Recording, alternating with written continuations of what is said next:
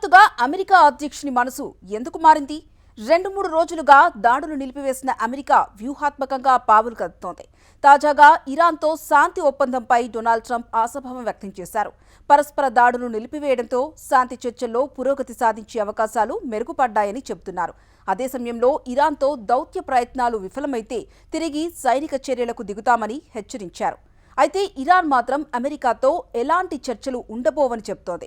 మరోవైపు అంతర్జాతీయంగా చమురు ధరలు తగ్గుముఖం పట్టాయి. ఉన్నట్టుండి పశ్చిమాసియాలో శాంతియుత వాతావరణం కనిపిస్తోంది. వరుసగా 13 రోజుల పాటు తీవ్ర వైమానిక దాడుల తర్వాత అమెరికా ఒక్కసారిగా విరామం ప్రకటించేసింది. శుక్రవారం తర్వాత అమెరికా కొత్త దాడులేవీ కొనసాగించలేదు. దీంతో ఇరాన్ కూడా ప్రతీకార దాడులను నిలిపివేసింది. వాస్తవానికి అమెరికా సైన్యం మరిన్ని దాడులకు ప్రణాళికలు సిద్ధం చేసుకుందనే వార్తలు వచ్చినా ప్రస్తుతానికి ఎటువంటి కొత్త దాడి చేయొద్దని అధ్యక్షుడు ట్రంప్ ఆదేశించినట్టు చెప్తున్నారు. దీంతో అమెరికా ఇరాన్ మధ్య ఉద్రిక్తతలకు తాత్కాలికంగా తెరపడి దౌత్యపరమైన చర్చలకు మార్గం సుగమమైంది. కాగా అవసరమైతే సైనిక చర్యను తిరిగి ప్రారంభించొచ్చని అమెరికా స్పష్టం చేసింది. వైట్ హౌస్ ఎటువంటి అధికారిక ప్రకటన చేయకుండా తమ అధ్యక్షుడు ఎల్లప్పుడూ దౌత్య పరిష్కారాలకు మద్దతు ఇస్తారని తెలిసింది. డొనాల్డ్ ట్రంప్ నిర్ణయాన్ని చర్చలు, దౌత్యపరమైన పరిష్కారం దిశగా వేసిన ముఖ్యమైన అడుగుగా భావిస్తున్నారు. రెండు దేశాల మధ్య యుద్ధ వాతావరణం చల్లబడుతున్న వేళ శాంతి ఒప్పందంపై అమెరికా అధ్యక్షుడు డొనాల్డ్ ట్రంప్ ఆశాభావం వ్యక్తం చేశారు.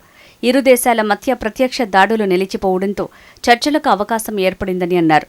వైమానిక దాడులను తాత్కాలికంగా నిలిపివేయటానికి ఇరాన్ చేసిన విజ్ఞప్తే కారణమని తెలిపారు. దాడులు ఆపండి, సమావేశమై మాట్లాడుకుందామని టెహ్రాన్ కోరిందని, అందుకే ప్రస్తుతం దౌత్యపరమైన చర్చలకు అవకాశం కల్పిస్తున్నామని చెప్పారు ట్రంప్. మేం బలహీనంగా ఉన్నామనుకుని వాళ్లు సమావేశం కోరలేదు, తీవ్రంగా దాడులు చేయడంతోనే చర్చలకు ముందుకొచ్చారని వ్యాఖ్యానించారు. దౌత్య మార్గాల ద్వారా సమస్యకు పరిష్కారం లభిస్తే అది అందరికీ మంచిదేనని పేర్కొన్న ట్రంప్ అమెరికా ప్రయోజనాలు, భద్రత విషయంలో మాత్రం ఎలాంటి రాజీ ఉండదని సంకేతాలు ఇచ్చారు. అయితే దౌత్య ప్రయత్నాలు విఫలమైతే తిరిగి సైనిక చర్యలకు దిగుతామని హెచ్చరించారు.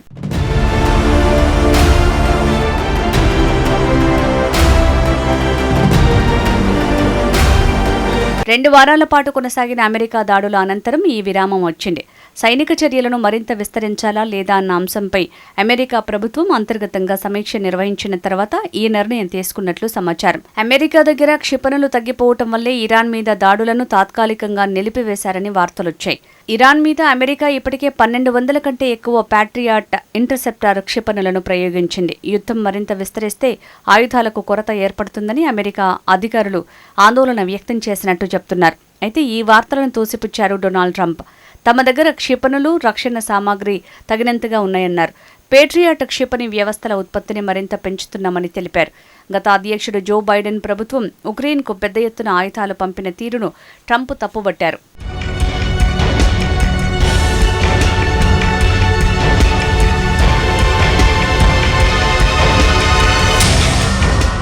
కాగా తాము అమెరికాతో నేరుగా ఎలాంటి చర్చలు జరపటం లేదని ఇరాన్ విదేశాంగ శాఖ ప్రకటించింది.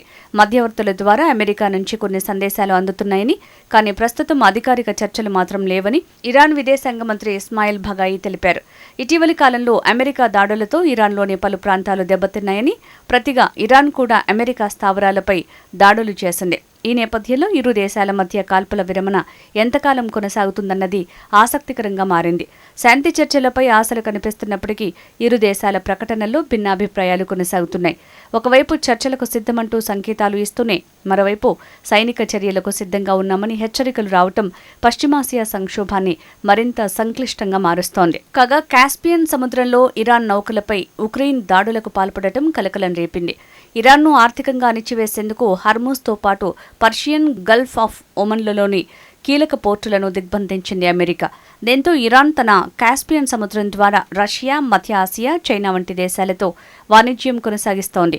అయితే ఇరాన్ పోర్టుల నుంచి బయలుదేరిన 2 నౌకలపై ఉక్రెయిన్ డ్రోన్ దాడులు జరిపింది.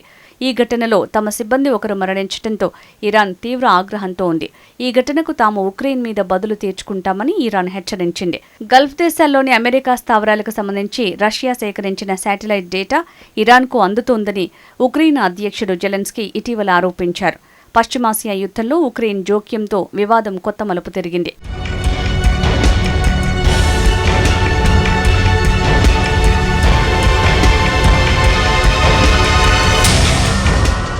పశ్చిమాసియాలో అమెరికా, ఇరాన్ పరస్పర దాడుల్ని నిలిపివేయడంతో ప్రపంచ మార్కెట్లలో ఉద్రిక్తతలు కొంత తగ్గాయి. దీని సానుకూల ప్రభావం అంతర్జాతీయంగా చమురు ధరలపై పడింది. ప్రపంచ చమురు సరఫరాకు కీలకమైన హర్మూజ్ జలసంధి ద్వారా ఎగుమతులు యథావిధిగా కొనసాగుతాయని ఆశలు పెరిగాయి. ఇదే క్రూడాయిల్ ధరలు పడిపోయేలా చేసింది. గత వారాంతంలో ఒక దశలో బ్రెంట్ క్రూడాయిల్ ధర బ్యారెల్కి ఏకంగా $102 వరకు చేరి ఆందోళన కలిగించింది. తాజాగా దీని ధర $91 స్థాయికి పడిపోయింది. భారత్ దాదాపుగా 85% పైగా ముడి చమురును విదేశాల నుంచి దిగుమతి చేసుకుంటోంది. అంతర్జాతీయ మార్కెట్లో క్రూడాయిల్ ధరలు తగ్గితే చమురు దిగుమతి వ్యయం తగ్గే అవకాశం ఉంటుంది. దీని ప్రభావం దేశీయ చమురు మార్కెటింగ్ కంపెనీల ఖర్చులపై పడుతోంది. అయితే పెట్రోల్, డీజిల్ ధరలు వెంటనే తగ్గుతాయని చెప్పలేమంటున్నారు అధికారులు.